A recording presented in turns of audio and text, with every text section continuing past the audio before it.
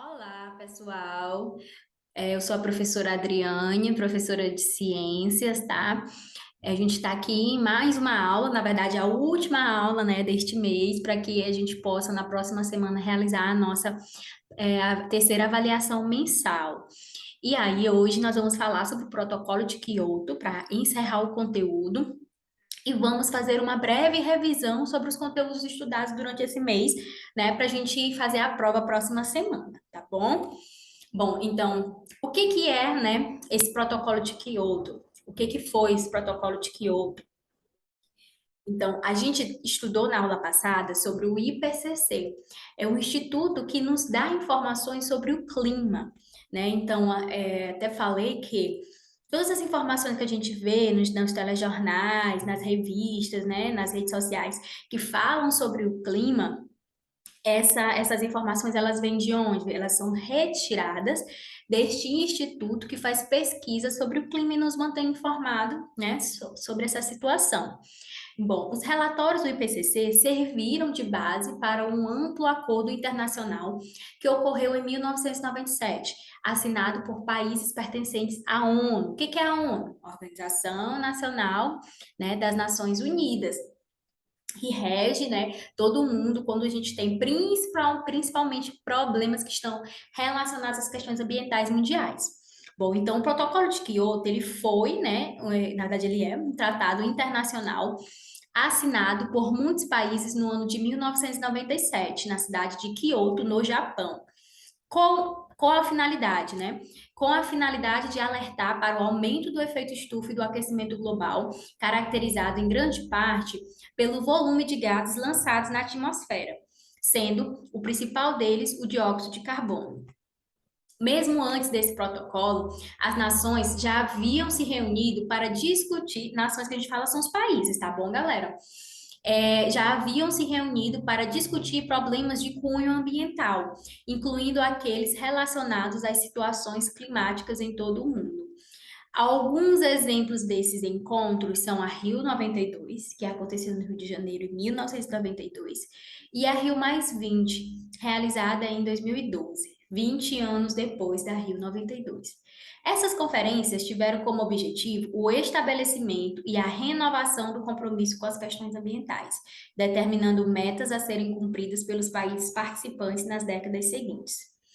Em 2015, ocorreu em Paris a COP21, em que foram estabelecidas metas mundiais a serem atingidas nos próximos anos. Nessa conferência, foi assinado por 195 países o chamado Acordo de Paris, que define como principal objetivo reduzir as emissões do gás do efeito estufa, limitando assim o aumento da temperatura em todo o mundo. O Brasil concluiu em 12 de setembro de 2016 o processo de ratificação do Acordo de Paris, ou seja, confirmando. Ratificar, né, é confirmar, estabelecendo então as metas brasileiras. Então, o que que a gente tem? Né, que o Brasil ele apresentou as contribuições nacionalmente desenvolvidas, que são a NDC, como metas para os próximos anos, né? Em até 2025 reduzir menos 37% de carbono, né, do que reduz hoje, e até 2030 reduzir 43% de carbono, né? E aí essas comparações elas são baseadas das emissões de 2005. Então assim, galera, o que se pode observar é que há muito se discute, né? Há muito tempo se discute sobre essas questões ambientais e que sempre há reuniões, acordos, né, tratados para que o clima, o meio ambiente, ele não venha a sofrer tanto. Nós vimos na aula passada, né, sobre essa questão do efeito estufa, do aquecimento global, que essa questão ela é agravada por esses gases. E aí, em contrapartida, a gente tem o crescimento dos países, né? O desenvolvimento, o processo de industrialização. Então, essas foram, né, as questões ambientais tratadas, tá? Que o Brasil se prontificou, né? E aí a gente tem aqui, para finalizar, que entre 25 e 27 de setembro de 2015, em outra reunião denominada Cúpula das Nações Unidas, sobre o desenvolvimento sustentável lá na sede da ONU, que fica em Nova York, 193 Estados-membros estabeleceram a Agenda 2030 para o Desenvolvimento Sustentável. Nessa agenda são apresentados conjuntos de programas, ações e diretrizes que orientarão os trabalhos das Nações Unidas e de seus países membros rumo ao desenvolvimento sustentável até o ano de 2030. Então, a gente tem esses objetivos, né? Primeiro, erradicação da pobreza. O dois, fome zero, saúde e bem-estar, educação de qualidade, igualdade de gênero. Esses objetivos estão elencados aí, né, para a gente ter um desenvolvimento sustentável. Consequentemente, com o desenvolvimento sustentável, a gente vai ter uma melhora com relação ao meio ambiente. Consequentemente, né, uma diminuição dessa questão do efeito estufa e do aquecimento global, tá? E aí a gente vai revisar agora, bem rapidinho, né, sobre os temas que a gente já veio estudando desde o início de agosto. Nós começamos a falar sobre a atmosfera, né? Nós vimos que essa atmosfera é a camada de ar que envolve o nosso planeta. Outros planetas do sistema solar também apresentam atmosfera, só que com composições diferentes da nossa. A atmosfera ela é fundamental, pois ela é fonte de oxigênio, que é o gás essencial para a nossa vida, regula a temperatura e o clima terrestre, é responsável pela distribuição de água no planeta, né? E protege a Terra das radiações cósmicas e dos meteoros. Podemos comprovar a presença da atmosfera, né, a partir de alguns fenômenos, como o processo de planinagem, né, o uso de esportes radicais e o movimento das aves.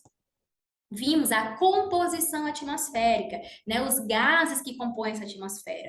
Estudamos que a maior parte dos gases presentes é o nitrogênio, em seguida nós temos o oxigênio, depois o gás carbônico e em seguida outros gases.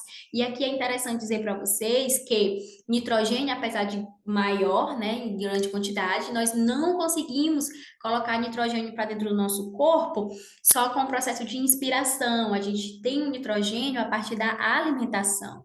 O oxigênio, ele está presente na atmosfera para a gente a partir do processo de fotossíntese realizado lá pelas plantas, né? Tanto o oxigênio quanto o gás carbônico. E as algas liberam o oxigênio para a gente. Depois nós falamos sobre a importância de cada um desses gases, né? Gás oxigênio, né? Aqueles seres que são chamados de aeróbios, né? Seres que precisam do oxigênio. Gás carbônico importante para as plantas, porque o gás carbônico vai fazer com que as plantas realizem a fotossíntese e liberem oxigênio. Esse oxigênio ele vai estar presente na água, no solo, no ar. O gás carbônico, além dessa importância para a fotossíntese, é o gás relacionado com toda essa questão ambiental, o efeito estufa, gás carbônico.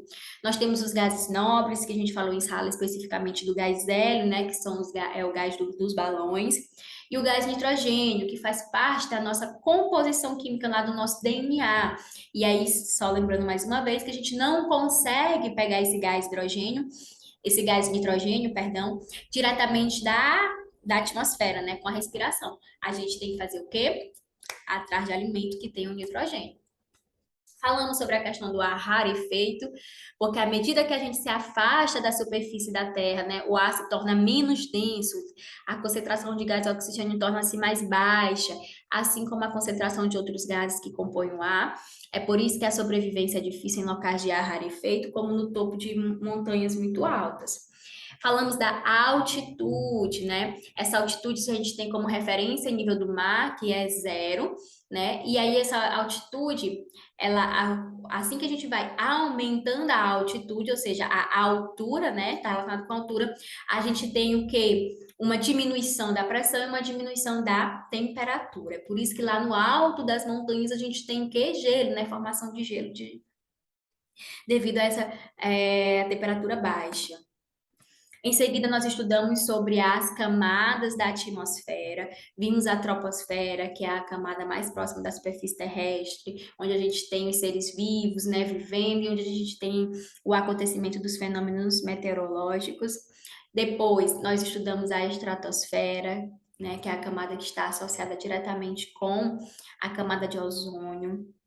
Estudamos a mesosfera, que é uma camada intermediária e que é onde a gente tem, né, a destruição meteoros que vêm, né, do espaço para atingir a Terra. Estudamos a termosfera, que é a camada que está associada diretamente com a concentração de íons, né?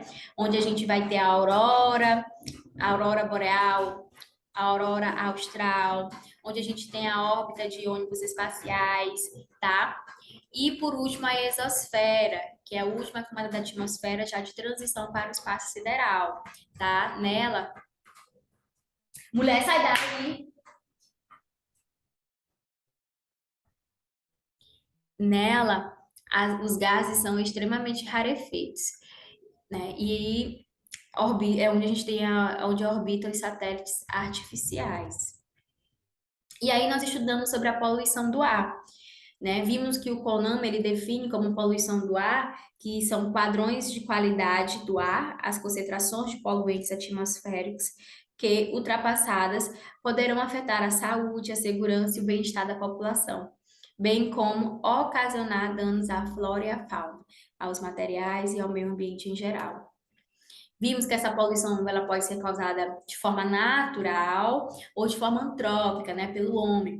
Quando a gente fala de forma natural, o exemplo que eu falei foi sobre as erupções vulcânicas, né? Essa fumaça que a gente consegue observar aí dos vulcões, ele polui o ar, só que é algo natural. A gente não tem como interferir nisso, né? A poluição de fato vai acontecer. E aí, quando a gente fala de poluição antrópica, que é a poluição do homem, a gente tem o quê? A gente tem que a industrialização, as queimadas, né? O uso, os carros sem catalisadores contribuem para que esse processo aconteça, sendo que nós podemos minimizar, diminuir esse impacto. Falamos sobre a inversão térmica, né? Que é a concentração do ar poluído nas regiões mais próximas ao solo, né? Onde a gente tem as pessoas. Então a gente vê que aquele processo de convecção, né, que é a movimentação do ar, o ar quente sobe, o ar frio desce, o ar quente sobe e o ar frio desce, que é o que é natural acontecer, quando a gente vem para a inversão térmica, né, a gente vê que o ar quente ele sobe e o ar frio desce. Só que aí o ar quente fica preso e o ar frio fica aqui, né? O ar quente ele não desce, o ar frio se mantém aqui. Como ele é mais denso, mais pesado, né? Ele tá com os poluentes, ele fica mais visível, então fica aquela camada mais espessa, como vocês estão vendo aí nas fotos. Essas inversões térmicas, elas são perigosas principalmente, né, nas regiões industrializadas e nas cidades com grande circulação de veículos. É possível perceber que a fumaça da chaminé dos veículos não se dispersa na vertical, como na situação normal. E a cidade parece, né, envolvida por neblina escura. E aí a gente tem essa questão que ela é agravada na seca, né, durante o inverno, em algumas regiões. E aí esse quadro vai levar a vários problemas de saúde, principalmente respiratórios, né, relacionados a reações alérgicas. Estudamos sobre esses principais poluentes, né, que são as partículas sólidas, o ozônio, dióxido de enxofre, monóxido de carbono, gás carbônico, dióxido de nitrogênio, fora, né, os gases, gás carbônico e o metano, né? O metano aí dando destaque para ele, que falei isso com vocês em sala de aula, né? Que a gente sempre foca mais no gás carbônico, mas o metano ele polui mais que o gás carbônico, tá? E aí esse metano ele vai estar principalmente aonde?